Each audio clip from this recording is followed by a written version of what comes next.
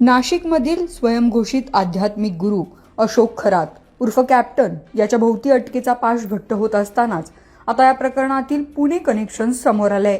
खरातला 5 कोटी रुपयांच्या खंडणीसाठी धमकावल्याप्रकरणी पुण्यातील संशयित राजेंद्र अशोक जासूद याची आता विशेष तपास पथकामार्फत म्हणजेच SIT कडून सखोल चौकशी केली जाणार आहे.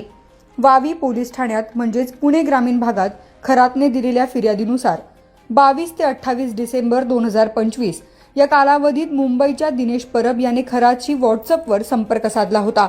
पुण्यातील राजेंद्र जासूद याच्याकडे तुमचे काही महिलांसोबतचे आक्षेपार्ह फोटो आहेत असे सांगून समाजात बदनामी करण्याची धमकी देण्यात आली.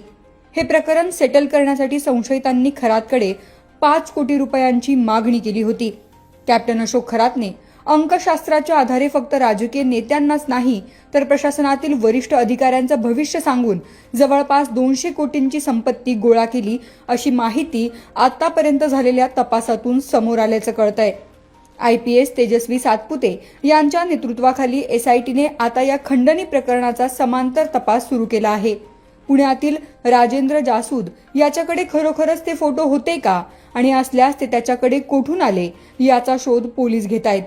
शनिवारी खरात आणि त्याचा ऑफिस बॉय नीरज जाधव यांची 7 तास इन कॅमेरा चौकशी करण्यात आली. खरातच्या बंगल्यातून आणि कार्यालयातून जप्त केलेल्या CCTV फुटेज आणि हार्ड डिस्कमध्ये जासूद किंवा परब यांच्याशी संबंधित काही पुरावे मिळतात का यावर पोलिसांचा भर आहे. एकीकडे खरातवर आणखीन 3 महिलांनी शोषणाचे आरोप केले असतानाच दुसरीकडे खरातला ब्लॅकमेल करणाऱ्या जासूद आणि परब यांच्या भूमिकेमुळे या प्रकरणाला गुंतागुंतीचे वळण मिळाले आहे. पुण्याच्या राजेंद्र जासूद हा खरातच्या संपर्कात कसा आला आणि या मोठ्या खंडणी नाट्यात त्याचे नेमके काय हितसंबंध होते याचा उलगडा लवकरच होण्याची शक्यता आहे. अशोक खरातची सुरुवात मर्चंट नेव्हीच्या माध्यमातून झाली. वेगवेगळ्या देशांना भेट दिल्याने त्याला अनेक आंतरराष्ट्रीय भाषा यायच्या. त्यानंतर त्याने दाक्षिणात्य भाषाही शिकल्या. खरात जवळपास 15 भाषा बोलतो. मर्चंट नेव्हीत राहूनच त्याने अंकशास्त्राचं अध्ययन सुरू केलं आणि याचाच आधारे त्याने लोकांचं भविष्य सांगणं सुरू केलं.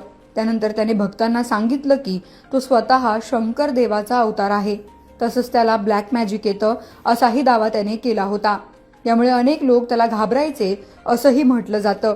या प्रकरणाच्या तपासादरम्यान पोलिसांच्या हाती 58 आक्षेपार्ह व्हिडिओ लागले आहेत. या व्हिडिओमध्ये अनेक महिला असल्याचं स्पष्ट होत असून या पीडितांना शोधून त्यांना न्याय मिळवून देण्यासाठी SIT प्रयत्न करत आहे.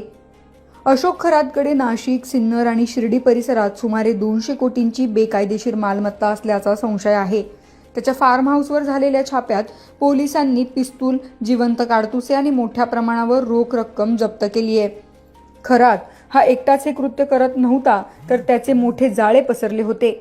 त्याचे आर्थिक व्यवहार सांभाळणारे आणि त्याला गुन्ह्यात मदत करणाऱ्या सहकाऱ्यांचा शोध आता पोलीस घेत आहेत.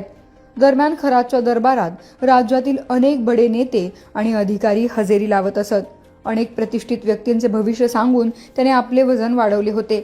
आता पोलिसांच्या हाती लागलेल्या व्हिडिओमध्ये काही मोठे चेहरे असण्याची शक्यता वर्तवण्यात येते. त्यामुळे राजकीय वर्तुळात मोठी खळबळ उडाली आहे. शगुफ्ता शेख, लोकमत.com, पुणे.